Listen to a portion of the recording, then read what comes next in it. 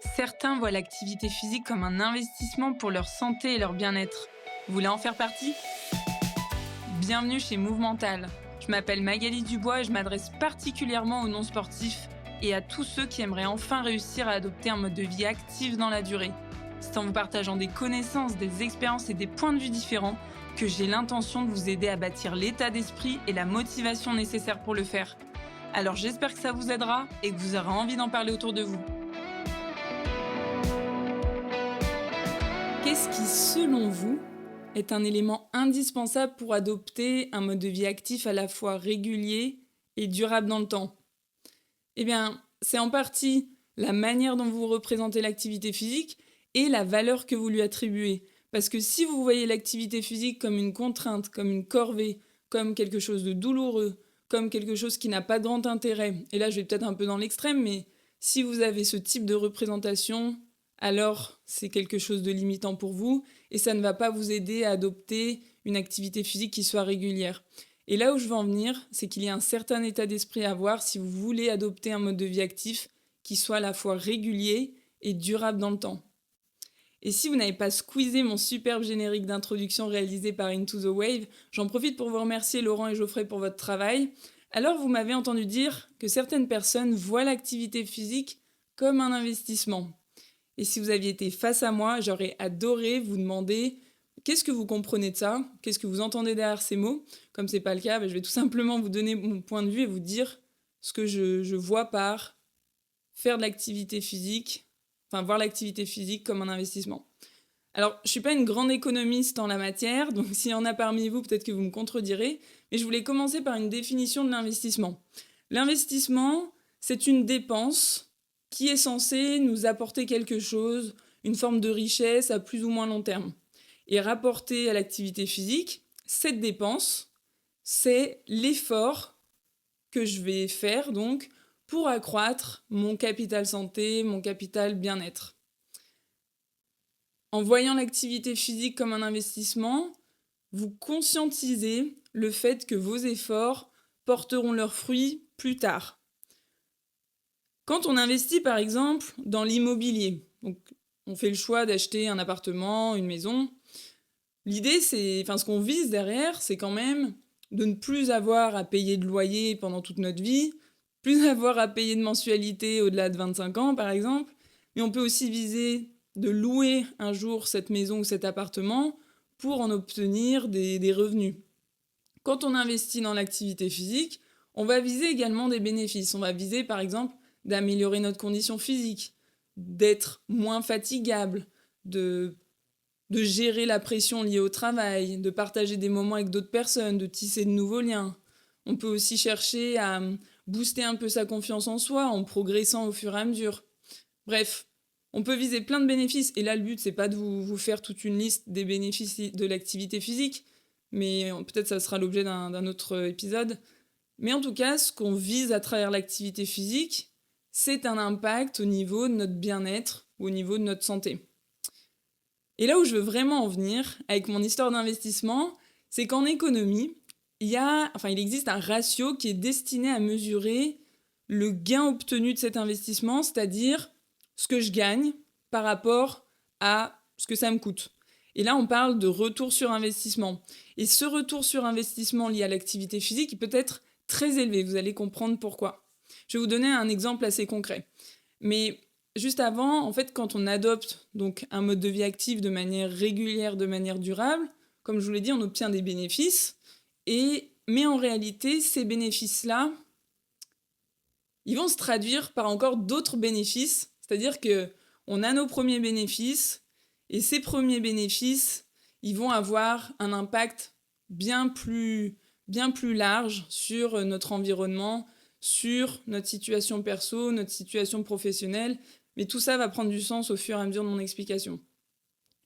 Je vous donne donc un exemple assez concret d'une situation qui pourrait arriver à peu près à tout le monde. Par exemple, aujourd'hui, j'ai passé une super mauvaise journée au boulot, j'ai pas su gérer un conflit avec un de mes collègues. En plus de ça, j'avais un dossier à finir, j'ai pas réussi à le terminer parce que j'étais vraiment fatiguée, parce qu'en ce moment, je dors très très mal, faut dire. Bref, j'ai passé vraiment une très mauvaise journée et tellement mauvaise qu'à la fin de cette journée, j'avais vraiment envie d'envoyer bouler tout le monde. Ça, c'est ma situation. Maintenant, on va voir deux scénarios. Allez, deux scénarios pour les puristes. Le premier, c'est à la fin de cette journée, j'ai décidé donc de rentrer chez moi, comme d'habitude. Et en fait, ce qui s'est passé, c'est que j'ai passé mes nerfs sur tout le monde. Résultat, j'étais vraiment déçue de moi-même, énervée, parce que j'ai utilisé des mots qui étaient très durs. Donc, ça m'a pas aidé du tout à m'endormir. J'ai eu du mal à même dormir toute la nuit. Je me suis réveillée plusieurs fois. Enfin, j'étais vraiment pas satisfaite et très déçue de moi-même. Et donc, je me suis réveillée le lendemain, tel un zombie, pas du tout prête à affronter cette nouvelle journée. Deuxième scénario, après ma journée de boulot, je me suis dit que ça allait pas du tout et qu'il fallait que je trouve quelque chose, sinon j'allais, comme je l'ai dit, envoyer bouler tout le monde. Donc j'ai décidé de partir courir, même si j'avais pas spécialement envie au départ. Mais je suis partie courir, j'ai mis ma musique sur mes oreilles, j'ai couru une trentaine de minutes et je suis revenue de ma course, j'étais complètement vidée. J'étais super zen et j'ai pu aborder le reste de la soirée de manière beaucoup plus agréable.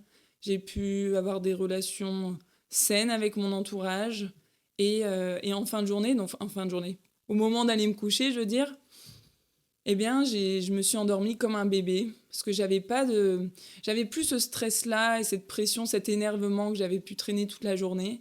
Tout ça, c'était parti en faisant ma course de 30 minutes et je me sentais vraiment beaucoup plus zen.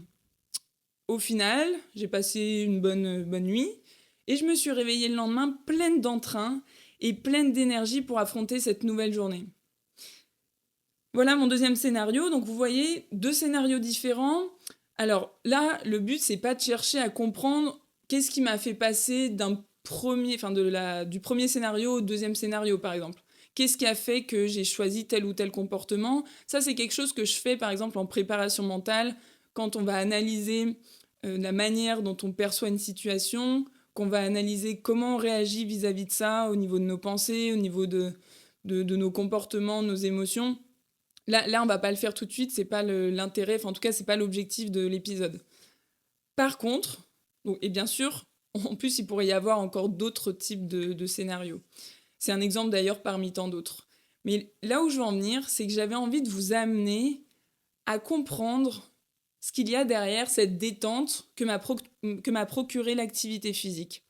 Donc le bénéfice de l'activité physique que j'ai obtenu, c'était donc une forme de détente, de relaxation. Après, il y en a eu d'autres, on est d'accord.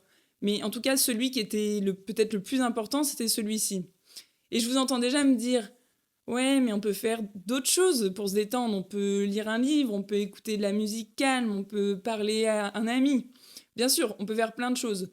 Mais là où c'est intéressant, c'est que l'activité physique, ça va avoir des bénéfices sur plein de choses, que ce soit au niveau physique, physiologique, mais au niveau mental aussi. En fait, dans la littérature scientifique, l'activité physique, c'est aussi démontré pour avoir des bénéfices sur les symptômes liés à l'anxiété, à la dépression, à justement ce que je viens de dire là par rapport à la relaxation. Ça va avoir un intérêt super intéressant, parfois même plus que de faire une séance de relaxation ou une séance de méditation de pleine conscience. Après, les deux ensemble, ça peut aussi avoir un superbe effet.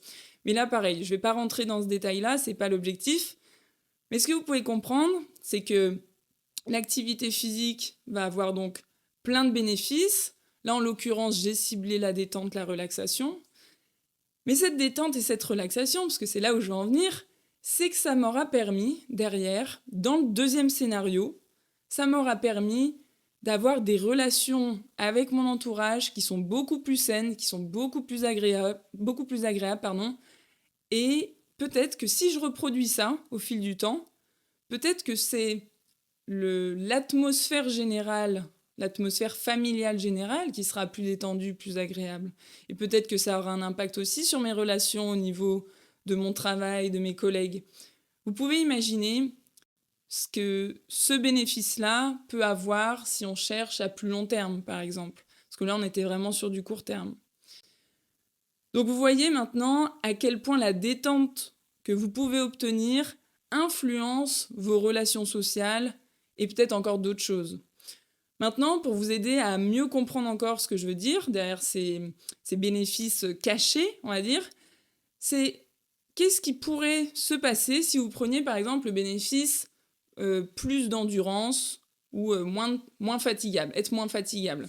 Si par exemple je m'entraîne pour être plus endurant, donc là par contre ça va me prendre un peu plus de temps, c'est moins du court terme, ou alors ça va prendre peut-être plusieurs semaines pour y arriver, il faut quand même s'entraîner un certain temps pour devenir plus endurant. Mais imaginez les bénéfices cachés derrière plus d'endurance, moins de fatigabilité. Par exemple, on pourrait imaginer qu'au travail, si je suis plus endurante au niveau physique, on pourrait imaginer que dans mon travail, je devienne plus efficace, que j'ai moins de coups de pompe en plein milieu de journée, que j'arrive à mieux gérer mon niveau d'énergie. Et du coup, si j'arrive à mieux gérer mon niveau d'énergie et que je suis plus efficace, peut-être que je travaillerai un peu plus vite sur certains dossiers, que j'avancerai mieux.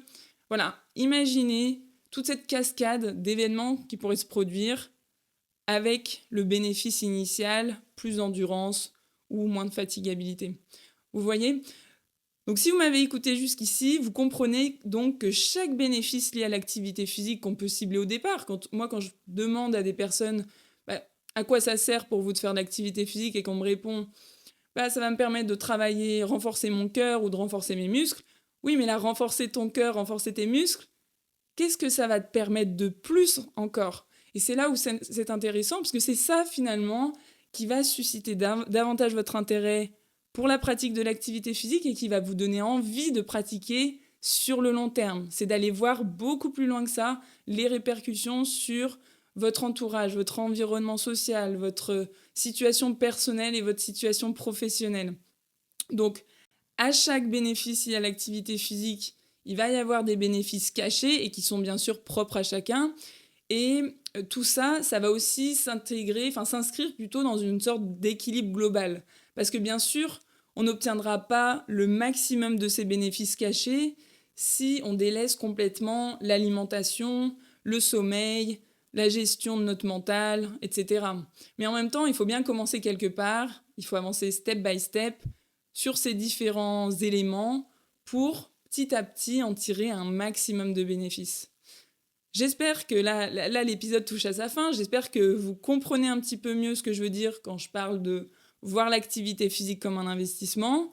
Donc, je résume ça. Voir l'activité physique comme un investissement, c'est j'ai des bénéfices liés à l'activité physique qui sont cachés, qui vont bien au-delà de ce que je pouvais penser au départ et qui vont avoir un impact, une influence sur mon environnement, sur ma situation personnelle, sur ma situation professionnelle. Je vais vous laisser maintenant méditer sur le sujet, réfléchir peut-être à d'autres styles de bénéfices et à comment ça pourrait impacter vos différents domaines de vie. Par exemple, si je fais plus d'activité physique et que du coup je suis moins essoufflée, qu'est-ce que ça va avoir comme impact au-delà, donc dans mes différents domaines de vie ? Je vous laisse réfléchir là-dessus. Et si pour vous, cet épisode a été intéressant et qui vous amène à réfléchir sur vos propres comportements, mais qu'en même temps, vous n'êtes pas forcément, je dirais pas convaincu, mais que vous avez du mal à sauter le pas, vous ne savez pas vraiment ce que vous voulez par rapport à l'activité physique, vous ne savez peut-être pas forcément si vous êtes totalement prêt à vous y investir, alors n'hésitez pas à réserver un rendez-vous, donc un diagnostic motivationnel directement dans mon agenda. Je vous mets le lien en dessous dans la description de l'épisode. Et puis sinon, je vous retrouve très vite pour un prochain épisode. À bientôt. Ciao. C'est tout pour aujourd'hui. Enfin, presque. Avant de partir, j'ai 2 questions pour vous. La première, c'est quelle est la chose que vous pourriez retenir de cet épisode ? Et la deuxième, à qui vous pourriez la raconter ? En partageant ce podcast et en lui attribuant la meilleure note possible, vous inspirerez d'autres personnes à être plus actives. Et comme votre avis compte beaucoup pour moi, n'hésitez pas à me faire part de vos réflexions, j'essaierai de vous répondre. À bientôt!